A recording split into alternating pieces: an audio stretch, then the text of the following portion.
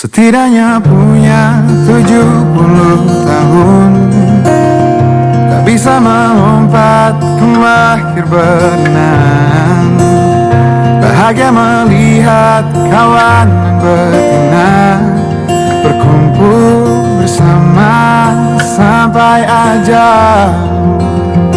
Besar dan berani berperang sendiri, yang aku hindari hanya semut kecil. Otak ini cerdas, kurakit uji coba bagaimana kita semuanya telah mencoba memetakan soal berdasarkan kelas, kemudian memetakan berdasarkan aspek PA yang ada 5 itu, Al-Quran, Akidah, Akhlak, Fikih, SPI. Kemudian setelah itu dijabarkan kembali kepada berdasarkan level kognitif berdasarkan kelas.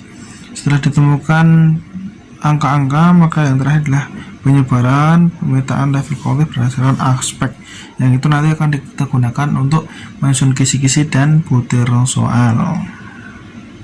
Teman-teman, setelah tadi kita melakukan pemetaan atau penyebaran pemetaan berkaitan level terkait dengan aspek yang diujikan dalam mapel PAI, yang selanjutnya setelah kita ketemukan semuanya tadi, maka kita masukkan kepada kisi-kisi ataupun bahkan berkaitan dengan kisi-kisi penulis soal ujian sekolah.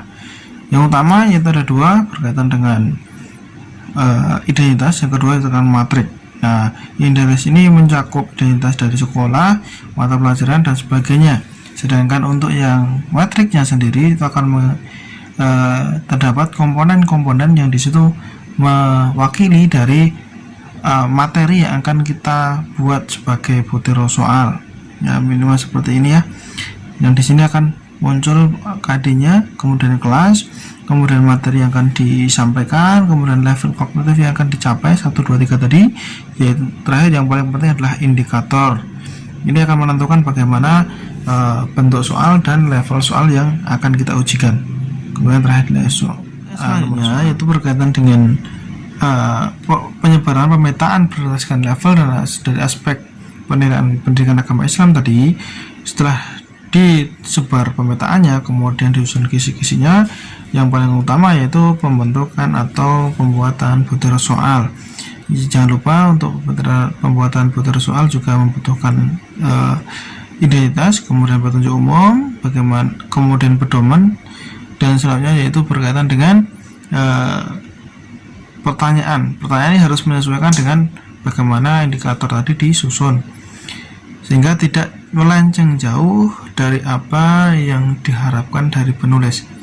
Nah, makanya kaidah-kaidah dalam penulisan perlu diperhatikan dan agar mendapatkan hasil pertanyaan yang terbaik atau butir soal yang kemudian setelah tadi pemetaan, kemudian setelah itu adanya kisi-kisi soal, kemudian terjadi atau terbentuknya butir soal, maka perlu dipersiapkan pula sebagai bahan uji sebelum soal itu diterjunkan atau diberikan pada siswa atau peserta didik.